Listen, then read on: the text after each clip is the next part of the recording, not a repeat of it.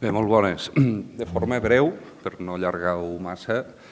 explicaré el que ha comentat el Joan, aquest Pla Comarcal d'Implantació d'Energies Renovables, que sorgeix de l'encàrrec que ens fa el Consell Comarcal a través d'aquesta oficina de transició energètica i d'aquest grup, diguéssim, impulsor, al Departament de Geografia de la Universitat Rovira i Virgili, que és la universitat pública de les comarques del Camp i de l'Ebre, i vam treballar un conjunt de professors, d'investigadors d'aquest departament amb aquest projecte, amb un índex que teniu aquí, que ara anirem desglossant de forma més o menys ràpida. Bàsicament, el que ha dit el Joan, això deriva d'aquest acord comarcal que van signar allà a la comarca l'any 2021, que a més coincideix amb la creació d'aquesta oficina de transició energètica, que bàsicament el marc d'elaboració d'aquest treball, d'aquest projecte, d'aquesta planificació, hauria de ser aquest que ha comentat ell, que respectés la implantació de renovables, aquest model que la comarca ha anat decidint i està decidint al llarg dels anys. I que aquesta transició energètica que la comarca desitja també coincideix amb el que la llei catalana de canvi climàtic que es va aprovar al Parlament l'any 17 també diu sobre com s'hauria de fer la transició energètica.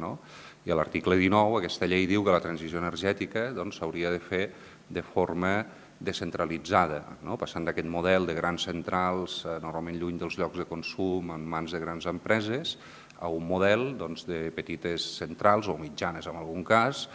distribuïdes arreu del territori, aproximant la producció al consum, així estalviaríem també de fer línies d'alta tensió, aprofitant espais alterats, aprofitant espais ja transformats d'una forma significativa per l'activitat humana i també, sobretot, que aquestes noves instal·lacions estessin en mans de les comunitats locals. I aquest és el marc, una mica de partida d'aquest encàrrec que nosaltres rebem a l'hora de fer aquest estudi. Llavors ho concretem això amb dos objectius molt clars, que un és identificar els possibles emplaçaments d'instal·lació de renovables, sobretot pensant en l'eòlica i la fotovoltaica, que són les dues més desenvolupades per produir a dia d'avui electricitat, tot i que la qüestió energètica té altres derivades que en aquest pla no abordem i que penso que un dia també seria interessant de treballar, el tema de la calor, el tema del transport, el tema dels processos que no passen o no podran passar per ser electrificats o almenys no podran ser electrificats en la magnitud del consum energètic que fem ara, dels tractors elèctrics, jo encara no els veig, no ho sé, potser d'aquí 20 o 30 anys n'hi haurà, o la setmana que ve en veurem un, però no veurem tot, tota la maquinària no podrà anar amb llum.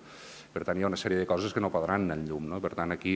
en aquest cas, el que es treballa és de la part elèctrica, que sí que hi haurà una part del consum ara no elèctric que es podrà electrificar, però segurament tot no. I això té unes altres derivades que aquest pla no aborda. Aquest pla aborda de dir quanta electricitat necessitarem d'acord a una sèrie de prospectives que la Generalitat ha fet a diferents escenaris, a l'any 30, a l'any 40, a l'any 50, i que aquesta electricitat haurà de ser renovable i que aquesta electricitat servirà per suplir una part del que ara no és elèctric i no és renovable. Però hi ha una part que no ho serà i això ja dic, aquí nosaltres no ho toquem. I el primer objectiu és això, és com trobarem aquests emplaçaments que serien aptes per acollir instal·lacions de renovables d'acord, per una banda, la normativa vigent, evidentment, i per l'altra també els principis rectors de la comarca, aquest model de comarca, llocs que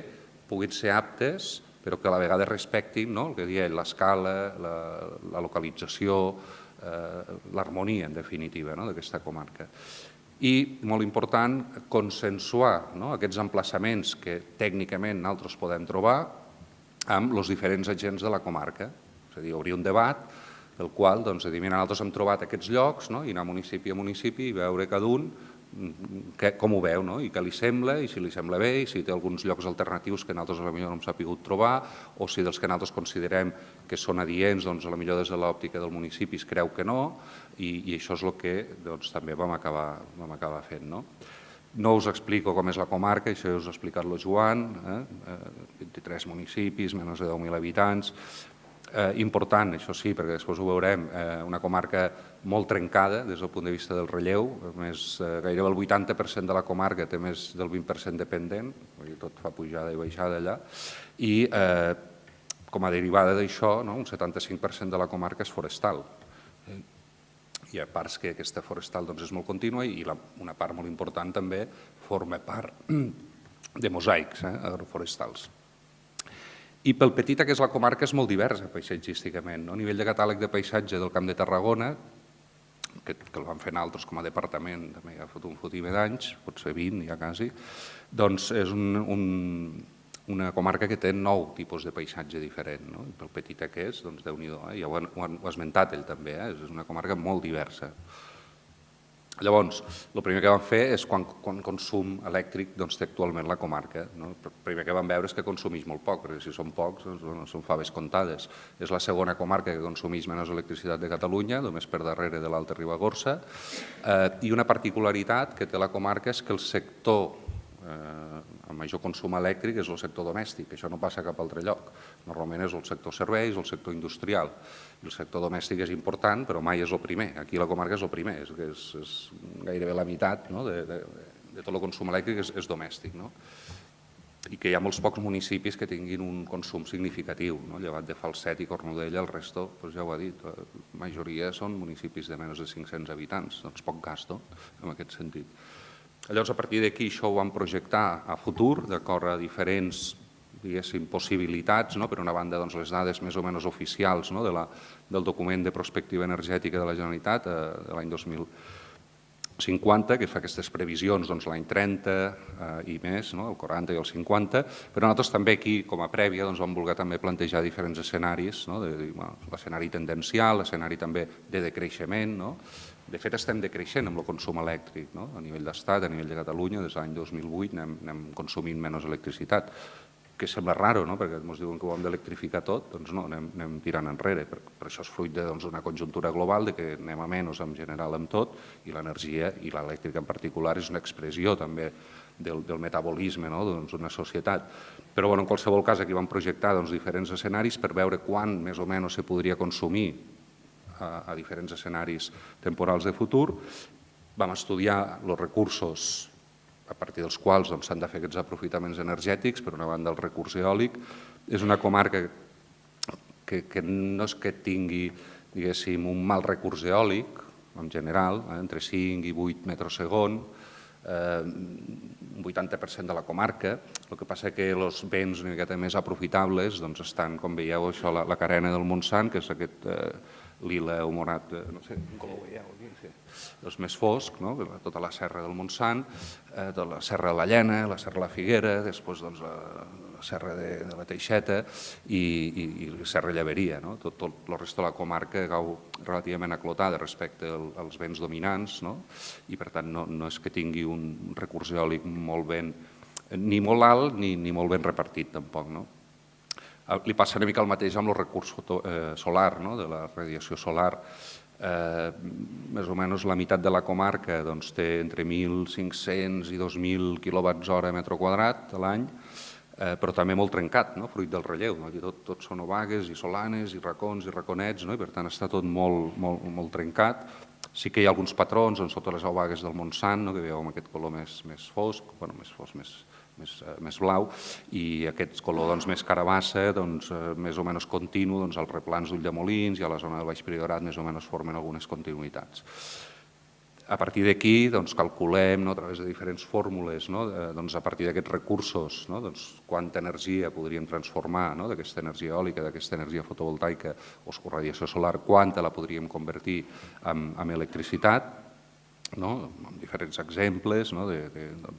detall que hem anat fent, en diferents escenaris, i a partir d'aquí comencem l'exercici de planificació. El primer que mirem és el marc normatiu, que diu avui en dia les diferents normes que afecten a la implantació de renovables.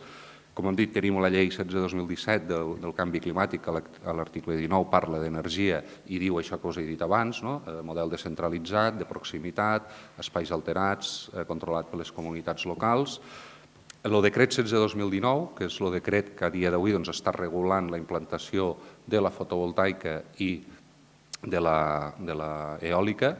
tot i que el títol és energies renovables, no les inclou totes, de fet només inclou aquestes dues, el biogàs, aquesta problemàtica que teniu aquí, doncs això no està dins del decret 16/2019, no està regulat per aquest decret, i després vam agafar també les dades o les tendències que ens diu la prospectiva energètica 2050 de la Generalitat de Catalunya. A partir d'aquí hi havia en marxa, continua en marxa, perquè no sabem com està això, l'elaboració del Pla Territorial d'Implantació de Renovables a Catalunya. Això és una cosa que té l'encàrrec de fer el Departament de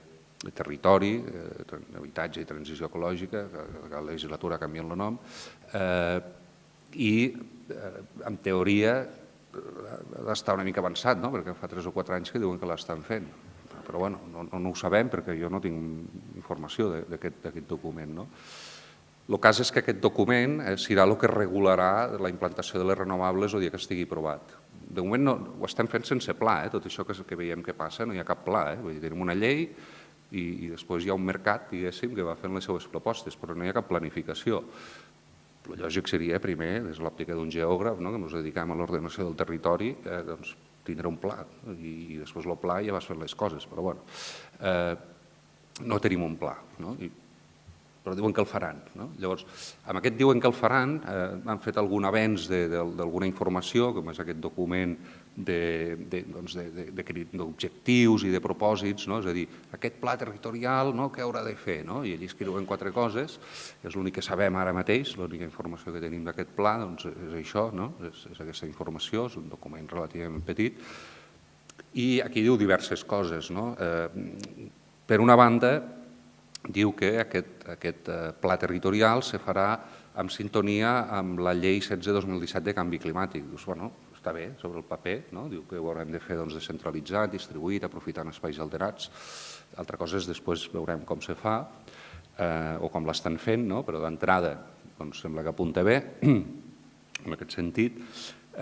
Una altra cosa que diu la gent, els responsables polítics que estan fent aquest pla, és que arribarà un moment que han de consultar les comarques, els territoris, i això també és una de les motivacions pel qual la comarca del Priorat decideix fer aquest pla, perquè no ens esperarem que ens vinguin un dia a preguntar quan ells ja tindran el pla fet, sinó que quan ens vinguin a preguntar, nosaltres ja els direm, nosaltres ja la feina ja l'hem fet, mira, aquesta és la nostra proposta. Perquè si has d'obrir un debat quan la Generalitat ja et vindrà amb unes zonificacions prèvies, és molt més complicat la posició negociadora, diríem, com a territori, que si tu abans ja has fet la feina i tu dius, no, jo ja ho tinc fet, això és el que volem. Ara barallem-nos a veure com ho incorporeu vosaltres. Girar una miqueta les lògiques i sobretot el que deia el Joan, i és l'esperit de la comarca, és de baix a dalt, planificar en aquest cas les renovables de baix cap a dalt.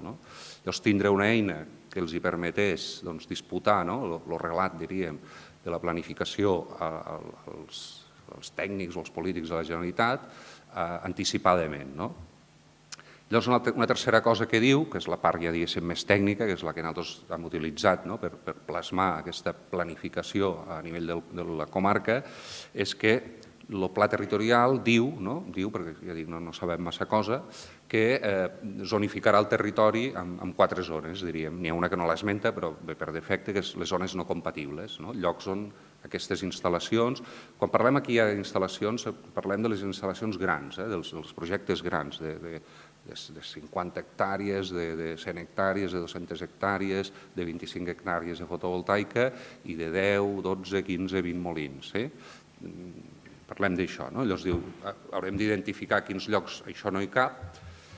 després haurem de veure a quins llocs sí que hi cap I dins d'aquests llocs que sí que hi cap, doncs veure aquells on, si fiquéssim aquestes plaques, si fiquéssim aquests molins, l'impacte ambiental, diguéssim, doncs seria relativament baix o inocu, diríem, o no apreciable o insignificant. En aquests casos, doncs, aquests projectes, un cop estigués el pla, doncs, tindrien una tramitació ambiental i administrativa accelerada, no? Perquè el propi pla ja hauria passat per avaluació ambiental, no? I estaria doncs, avalat. Unes zones d'impacte baix, és a dir, on ficar aquestes renovables doncs, bueno, tindria algun impacte, però bueno, seria doncs, reduït, i unes zones on hi podria haver un impacte moderat, no? Doncs que ja no estaria tan clar que fossin inocues, no? I que s'hauria de mirar doncs, projecte a projecte gairebé. No? Llavors, el que teòricament està fent la Generalitat és això, és identificar zones on no hi cabria això, identificar zones on sí i dins de les que sí doncs, establir com un rang, no, d'impacte ambiental, no? De llocs on no hi hauria impacte o molt poc, a llocs on hi hauria impacte. I això és el que nosaltres hem replicat. No? Anem a mirar quines zones no hi cap i a partir d'aquí doncs, anem a les que sí que hi cap. No? Llavors, el primer que vam fer és doncs, mirar què diu aquest document d'elaboració del pla territorial que se suposa que tindrà en compte el propi pla territorial, no? I diu que hi haurà unes zones no aptes, o hi hauria d'haver unes zones no aptes, que són les zones inundables, òbviament, les zones protegides pel PEN, no? Els espais d'interès natural, la xarxa Natura, també allà on hi hagi la cua barrada, això ho esmenta així literalment. Després també llocs on hi hagi recurs suficient, òbviament, no ficarem instal·lacions on hi ha molta ombra, no? Fotovoltaica, o en llocs on no hi fa vent, no? Pel cas de l'eòlica. I també doncs, distància a nuclis urbans de 500 metres per al cas de l'eòlica, això és normal perquè ara els molins ja són de 200, vull dir que si un dia en cau un i el fotem més a prop de 200 metres d'una casa o d'un poble, doncs te cauria al cap físicament, vull dir que, per tant, 500 metres, i a mi em sembla poc, però bueno, 500 metres, inicialment eren 1.000, perquè els van baixar amb una negociació de no sé què del Parlament, i que tampoc hi hauria d'haver projectes en llocs amb major pendent del 20%. De fet, les fotovoltaiques ja no van a llocs per damunt, no del 20, ja ni del 15 hi van. Però això diu que el pla territorial ho plasmarà i per tant seran zones no aptes. Doncs això és el que nosaltres hem tingut en compte i si ho plasmem a nivell del Priorat doncs ens surt que la comarca té un 50% del terreny que és zona PEIN, per tant no hi podria anar ja d'entrada, molt poca zona inundable, la mateixa geografia física trencada fa que les zones inundables siguin inapreciables i, diguéssim, les àrees d'interès faunístic, que sobretot venen determinades per les àrees, diguéssim, de campeig de l'Àguila Cua Barrada, doncs són un 75% de la comarca. I amb aquests dos mapes ja us imagineu que el que va quedant és poquet. És una zona que té un molt valor natural i, per tant,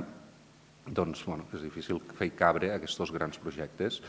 Les zones amb poc recurs, per davall de 5 metres segon a 150 metres d'alçada, doncs seria només la zona que toca més a la Cubeta de Móra, que és la zona més afonada de la comarca i allí hi bufa molt poc el vent, i les zones que estan per davall d'una radiació de 1.000 kWh metre quadrat any, que també haurien de quedar fora perquè no tindrien prou recurs.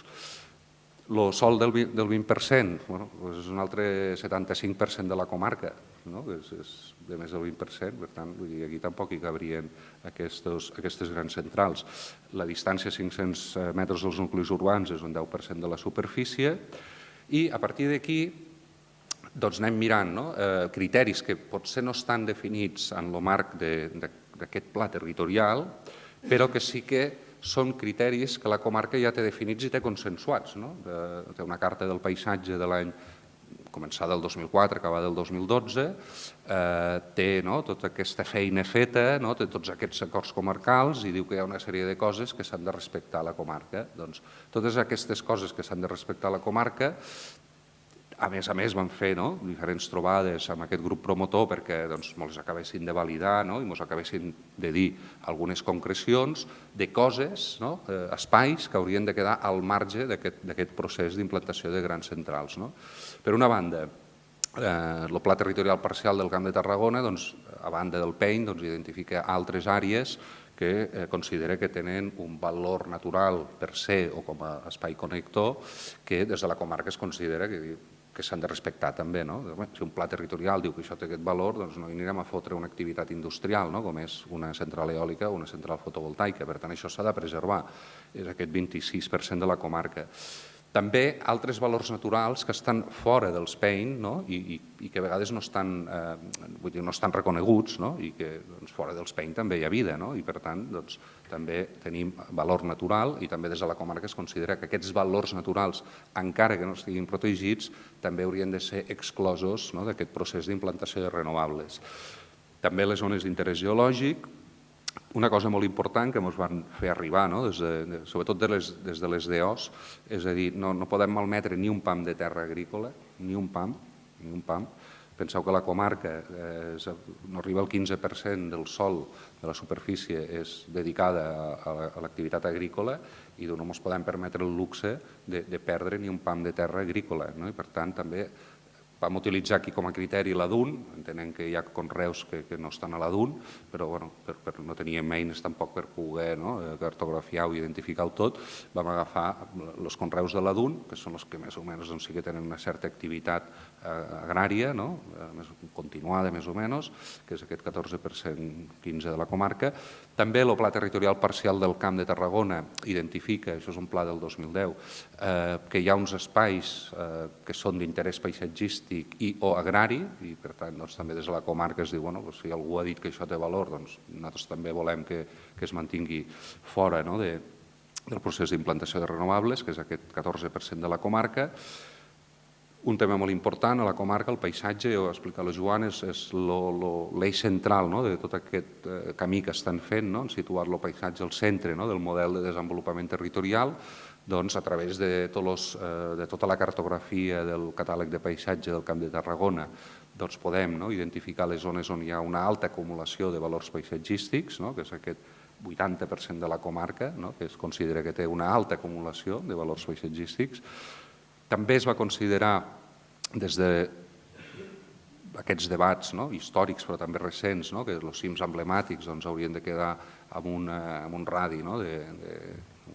de 500 metres, per tant, de 1.000 metres a la vora dels cims, quedessin també lliures de ficar-hi artefactes, diguéssim, tecnològics, en aquest sentit, molins o plaques. Això és un 30% de la comarca. També des del sector vitivinícola se'ns va dir ens agradaria tindre una mica d'aire garantit al voltant dels nostres cellers, per tant també vam utilitzar aquest criteri dels 500 metres a cada un dels cellers que quedessin exclosos de projectes de fotovoltaica i d'eòlica. I també des del vessant turístic, un dels elements que allà es potencia és aquest turisme de baix impacte, aquest turisme slow, diríem, turisme que va per senders i té una xarxa de senders identificada, més o menys mantinguda, hi ha hagut una feina al darrere. Aquí també es va considerar que 500 metres d'aquests senders, per on van els turistes, però també la gent autòctona, no hi hagués ferralla per allà a la vora, per entendre-nos, que fossin senders que tu vegis veient aquests valors del paisatge que són els que li donen aquest valor a la comarca. Clar, si sumem tot això,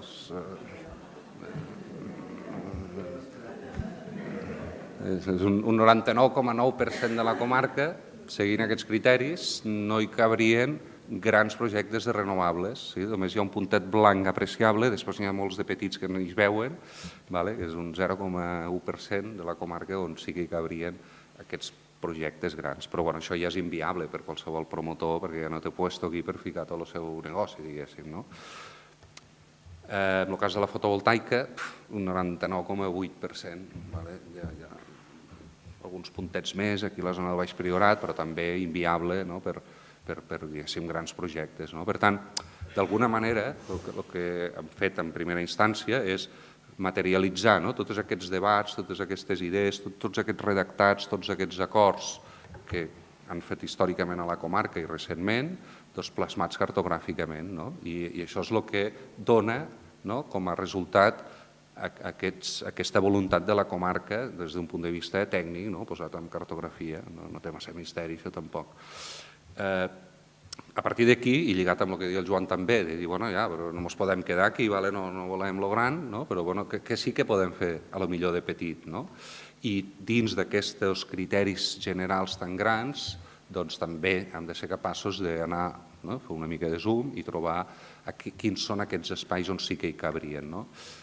Aquí també ens aferrem al que diu aquest document d'objectius i propòsits del Pla Territorial, aquest document que està elaborant la Generalitat, aquesta planificació, i diu que s'han d'identificar zones aptes, zones disponibles, amb aquests 3 nivells d'impacte no significatiu, impacte baix, impacte moderat, i diu que s'ha de donar prioritat, o es donarà prioritat, i això és el que nosaltres hem fet amb aquest document, a les superfícies ja artificials o construïdes o alterades. I posa alguns exemples. Aquest document diu les taulades, les infraestructures de transport, les zones d'aparcament, els abocadors, les zones industrials, les mines, les masses d'aigua interior. Aquí hi hauria un debat també molt interessant, perquè l'ACA i la Che no volen, de moment, diuen que no volen plaques flotants, però bueno, aquí està. Depuradores, i aquí podríem afegir altres elements. No sé, allà al Priorat hem trobat molts camps de futbol, perquè els pobles ja no tenen ni per fer equip i són espais que molts ajuntaments no saben què fer i són uns llocs molt interessants per poder ficar plaques fotovoltaiques, no tot, però sí que una part se podrien aprofitar. I llavors nosaltres vam començar a identificar aquests espais alterats d'acord al que diu aquest document de la gent que està fent el pla territorial. Vam fer el càlcul d'aquestes cobertes urbanes, el que són les taulades. Aquests 3 primers espais, cobertes urbanes, espais urbans i espais periurbans, vam aprofitar la cartografia i les dades que teníem d'un estudi que nosaltres com a departament havíem fet feia un any, que van fer aquest càlcul d'aquestes 3 dades per als 184 municipis de la província de Tarragona, per veure quin potencial hi hauria d'utilitzar espais alterats, una part d'espais alterats, perquè això només és una part, per a ficar-hi renovables. Llavors, en aquest cas, sortirien que amb taulades aptes, aquí l'estudi que vam fer i que vam aprofitar les dades per aquest, excloïem, per exemple, edificis anteriors al 1800, edificis catalogats com a patrimoni, edificis amb taulades mal orientades, que no tenen radiació, no tenen suficient radiació, taulades amb formes rares, que és molt difícil ficar instal·lacions, superfícies massa petites o estretes, és a dir, vam intentar afinar molt per trobar les taulades realment aptes, les que estan ben orientades, que tenen un tamany suficientment gran, que no hi ha massa fumeres pel mig.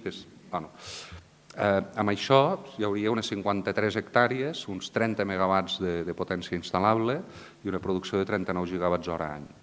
Els espais urbans fa referència a l'interior dels pobles, cobrir algun aparcament, ficar algunes pèrgoles. Aquí els aprofitaments són molt petits, només 11 hectàrees, 3,68 gigawatts estimats de producció elèctrica a l'any, i els espais periurbans, que són aquests espais que toquen a la vora dels pobles, que no tinguin valor agrari, que no estiguin conreats, que no tinguin valor natural,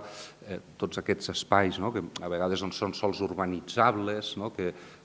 queden allà com a l'espera i s'han abandonat agrícolament perquè un dia ho urbanitzaran, no continua l'activitat, però de moment van criant herba i tampoc no hi ha molt clar de què fer. Aquest tipus d'espais al periurbà, aquí al Priorat serien aquestes 27 hectàrees i uns 36 gigawatts hora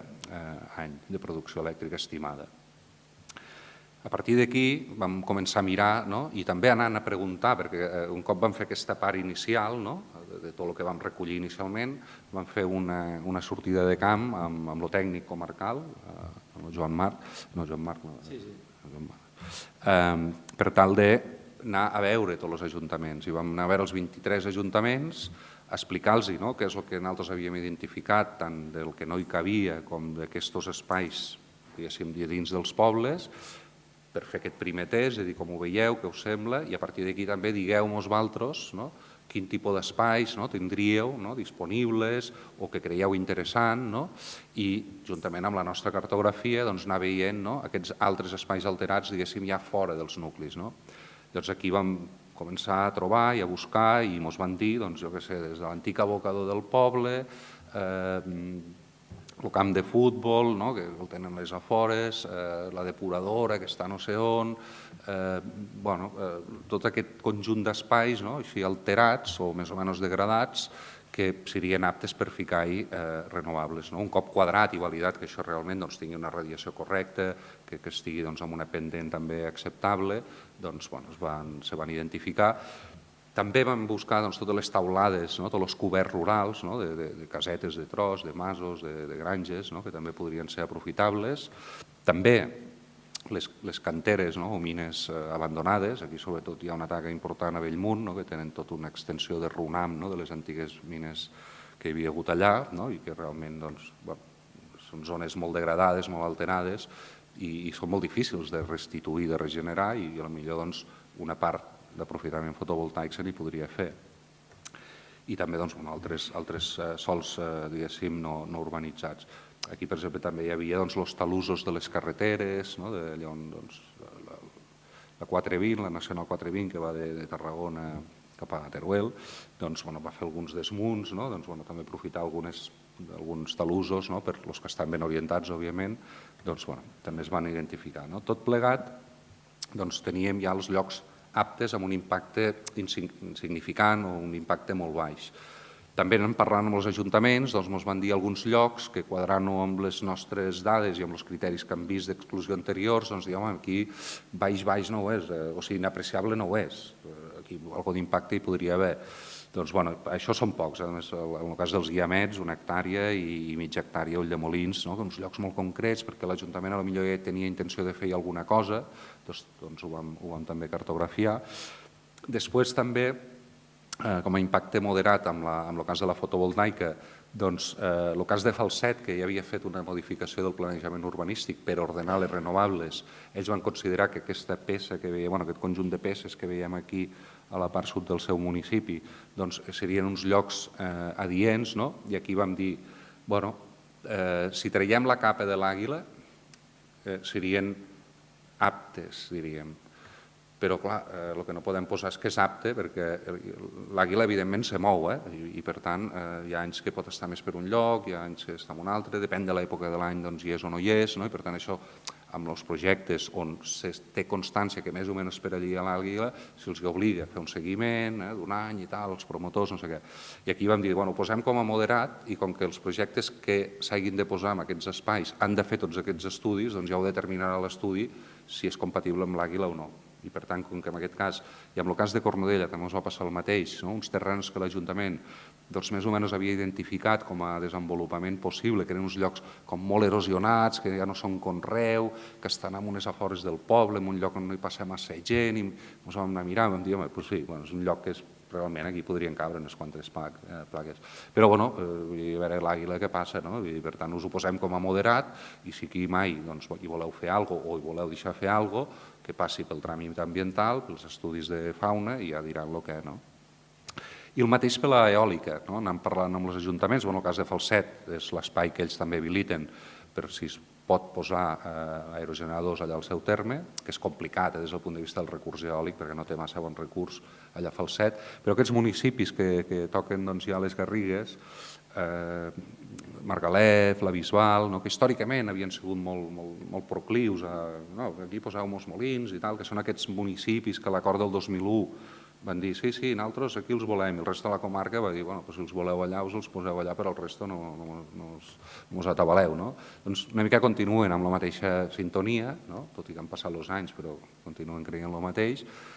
perquè bàsicament diuen és que veiem els veïns d'aquí de la Granadella i de Bellaguarda que tenen molins i tenen molts quartos i nosaltres també volem no sé què. Això és discutible, tampoc entrarem en aquest debat, però és tot respectable i ells diuen això.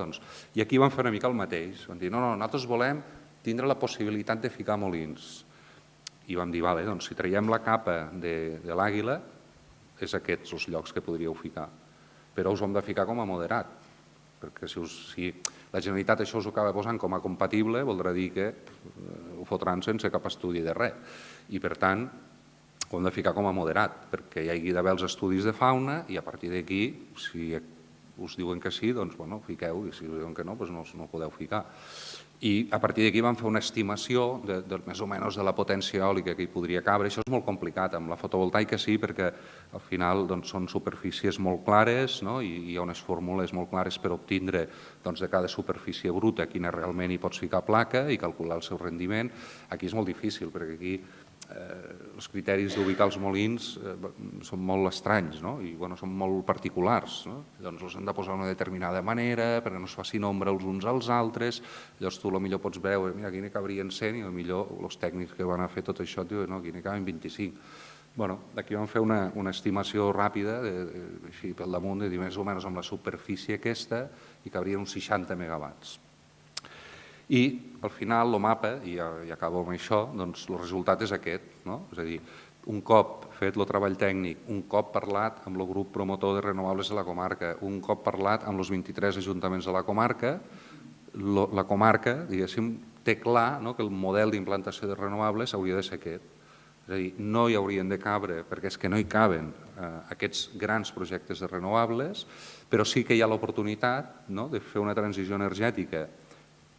la part elèctrica alineada amb els criteris i els objectius de la llei de canvi climàtic, que són aquests de llocs alterats, proximitat, comunitats locals, les que aprofitin aquests recursos, als llocs alterats, que són aquests verds i algun marró que veieu per aquí d'impacte moderat, però els verds serien els llocs amb un impacte d'entrada no significatiu. Això ens donaria un potencial de 165,16 gigawatts hora any, aprofitant-los d'impacte no significatiu.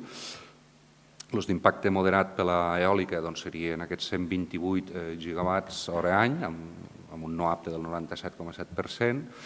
i a partir d'aquí ho vam balancejar amb el consum de cada municipi. És a dir, ara ja sabem què hi cap a cada municipi, i si ho agreguem sabem quanta energia podríem arribar a fer a la comarca, i ara mirem a veure en relació al consum. Però, clar, la comarca ja té unes instal·lacions eòliques que ja funcionen. La central de Trucafort des de l'any 98, Mas de la Potra, allà al coll de la Teixeta, des de l'any 2001-2002, i després de rebot li van caure 4 molins d'un projecte que no era de la comarca pròpiament, però com que sempre els posen al límit municipal, 4 van caure al municipi del Molar, que és un projecte de la Torre l'Espanyola a la Ribera. Només sumant això, aquesta energia eòlica ja funcionant a la comarca està produint un 158% del consum elèctric de la comarca. És a dir, la comarca ja està sent excedentària en producció de renovable amb un 58%. Quan això ho balancegem, la comarca ja fa 20 anys que és solidària produint energia renovable. I aquest és el punt de partida. Si a més, amb aquesta realitat, també tenint en compte que aquestes centrals s'aniran caducant i s'aniran tancant un dia o altre, perquè als 25 anys, 30, més o menys ja les van desmantelant. Si amb això hi sumem el potencial que té la comarca, doncs aquí hi ha un quadre que intentaré explicar així molt ràpidament. A la primera fila en blanc hi ha el consum actual en la primera columna i després els estimats segons el que diu la perspectiva energètica. A l'any 30 diu que haurem crescut un 48% el consum elèctric, a l'any 40 un 92% i a l'any 50 un 136%. Amb la producció actual que fan les centrals i actuals, com hem dit, és un 158%, és a dir, ja estan produint més energia verda que el que consumís tota la comarca. Si no fessin res, quedessin amb aquestes centrals, a l'any 30 la comarca encara li sobraria un 7% d'electricitat. Clar, representa que haurà incrementat el consum intern i, per tant, exportaria menys. I a partir d'aquí ja aniria baixant. Pujaria el consum de cara al 40, amb aquesta producció actual d'aquestes centrals seria un 82%. No arribaria al 100, però estaria dins dels marcs de la llei, perquè la llei diu que, la llei també és interpretable, que a l'any 30 haurem de produir el 50% de l'electricitat en forma de renovable, doncs la comarca encara estaria dins del marc, jo no arribo al 100, però jo estic fent el 80, com internament estic bé, i ja sí que l'any 50, però això ja és molt complicat, estaríem un 67%. El seu consum hauria pujat i no hauríem ficat res més. Si tenim en compte el potencial, això que nosaltres hem identificat, aquestes àrees degradades, doncs seria un 992%, quasi el 1.000%, és a dir, quasi 10 vegades més l'energia elèctrica que consumeix actualment el Priorat, si fessin ús de tot aquest potencial. Fent ús de tot aquest potencial, a l'any 30 seria un 670%, 6 vegades més, quasi 7, un 500%, 5 vegades més a l'any 40 i 420% a l'any 50. És a dir, el que ens ve d'aquest estudi és que quan ens posem a analitzar els territoris i comencem a aterrar tots aquestes teories i aquests noms i aquests textos de com hem de fer les coses i les fem, doncs el que veiem és que hi ha prou lloc degradat, alterat, transformat per fer una bona transició energètica, és a dir, que degradi, que no consumeixi sòl agrari, que no consumeixi espais naturals, que s'integri dins de les escales i les harmonies del paisatge i, a més, com que les mides i les peces de tot això acaben sent, diguéssim, molt atomitzades, això no et vindrà un promotor a fer això. El promotor vol un terreno pla, molt gran i continuat. I això qui ho podrà fer? Ho podrà fer la gent del terreno. Quan dic la gent del terreno vol dir des del particular que es ficarà unes plaques a la seva taulada, una comunitat energètica, que és una agrupació d'amics o de veïns que fa una instal·lació per compartir el consum, una iniciativa público-comunitària perquè l'Ajuntament i un grup de veïns fotran no sé què al pavelló o en uns terrenys erms de no sé on, una petita o mitjana empresa que es ficarà plaques a la seva taulada o entrarà a participar en una comunitat energètica local, un pagès que es ficarà unes taulades o una petita instal·lació fotovoltaica, totes les fórmules imaginables. I ho ficarem en aquests espais disponibles, transformats, de proximitat i que ho aprofitarem des del territori. Això, a més, ho tenim balancejat per cada un dels municipis i tots els municipis de la comarca, amb tots els escenaris, serien excedentaris si fessin l'aprofitament d'aquests terrenos alterats, d'aquests terrenos degradats, dels seus termes municipals. Només hi ha un cas que no arribaria al 100% a l'any 40, però no té prou espai degradat, que és el cas de Gratallops, però habilitant algun tros abandonat o alguna cosa que veiessin, se podria fer, o si no, comprar o participar d'alguna iniciativa al poble veí, perquè són excedentaris tots, ja dic. El decret 16/2019 per possibilitar això, doncs ara molts ajuntaments han dit no, doncs ara ja em poso a regular, perquè si no ho regulo jo, m'ho regularà la Generalitat i m'ho regularà el promotor de turno que vindrà aquí al meu no urbanitzable. Això pot ser una eina perquè els ajuntaments també, individualment o col·lectivament, que és un tema que hem parlat, al ser petits, potser més val fer una revisió urbanística de tots de cop, pot ser una eina per això també, aquestes tres eines, de com servirà per que et faci cas la Generalitat, com tu te pots servir d'estímul per gestar aquesta transició energètica alternativa i com també poder tu ordenar i regular urbanísticament enfront d'aquest desgavell que hi ha ara, perquè com que no hi ha pla, els promotors van allà on els hi sembla i si tenen la sort de trobar un municipi que no té normes urbanístiques on reguli això, doncs ho regula la Generalitat. Penso que és una eina que és interessant. És molt xulo que ens hagueu invitat aquí a la Noguera i a més al Consell Comarcal, perquè penso que és una eina que pot ser